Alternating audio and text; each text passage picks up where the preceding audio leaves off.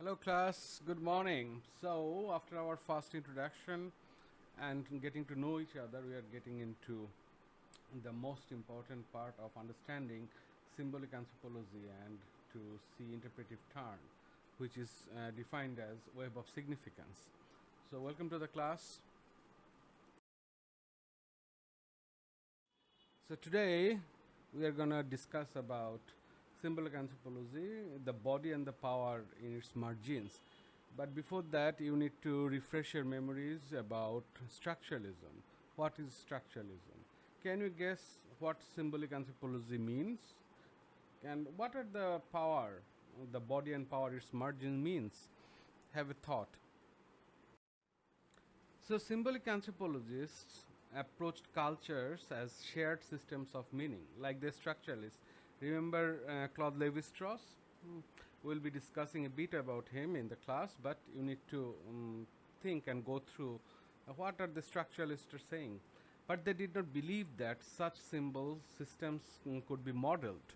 So there is no universal model they are believing in. They believe that people use shared symbols and meanings to construct their social realities, and their task was to unmask through the interpretation of symbols how people made sense of their lives and worlds. How people made their sense of lives, the worlds, and their truths is very central to symbolic anthropology.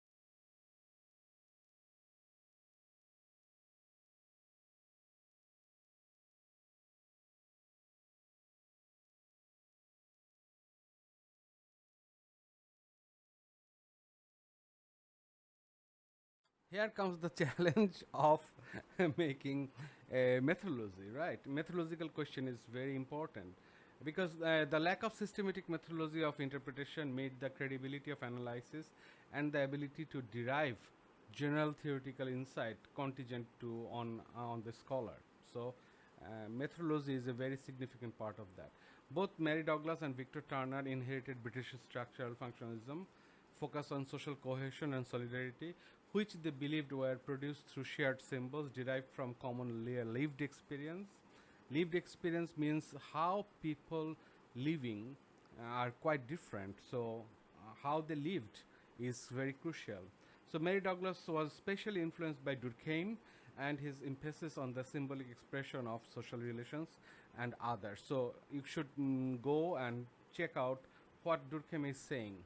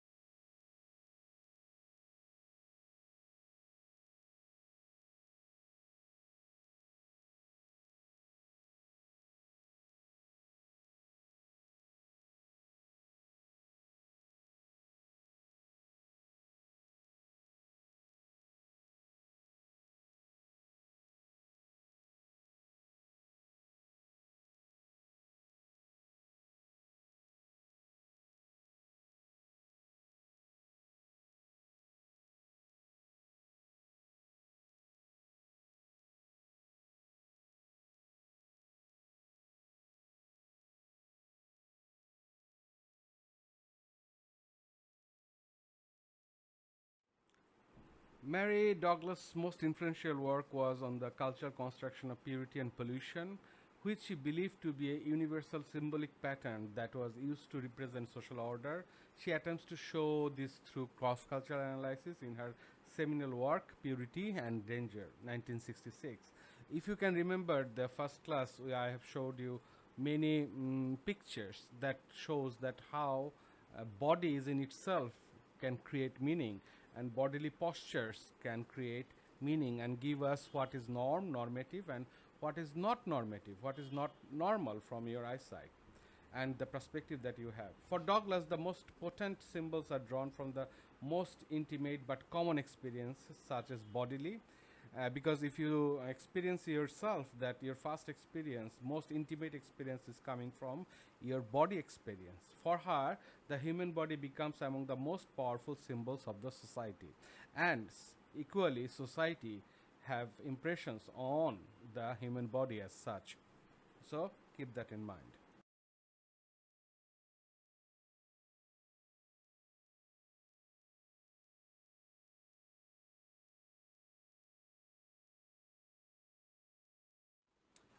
So one of the crucial part is that Douglas argued that body is an inherently powerful model for complex structures. Body is in itself inherently powerful model, which with vulnerable boundaries. So body has its own boundaries, and those boundaries are not fixed all the time, not hard and core boundaries, but at the same time they have vulnerabilities. So with vulnerable boundaries, think about that. In many cases, when you are going to touch somebody, some cases you feel vulnerable, those unwanted touch, isn't it? So note that this is not the organism of evolutionist.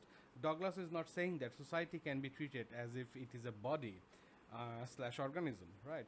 But that people symbolize it as such, as they attempt to make sense of it. So people try to make sense of their society, what is happening, what are the boundaries, what they can cross, what they cannot. So they are not arguing that the whole society is in itself a body or an organism, but people symbolizes it as an attempt to make sense of it.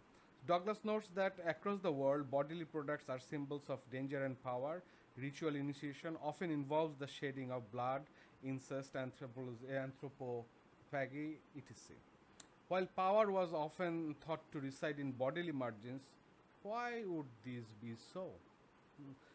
Where power is playing, why it is so crucial that through the bodily margin um, this is happening? Where you feel, oh, okay, I am feeling. Think about the photos. Think about the discussion we had earlier. Hmm. What is happening in our body? Who is which kind of behavior you feel threatened, and in what kind of behavior you welcome. Why so? So it is a very crucial part of for you to think about. Thank you, my dear students. See you in the class.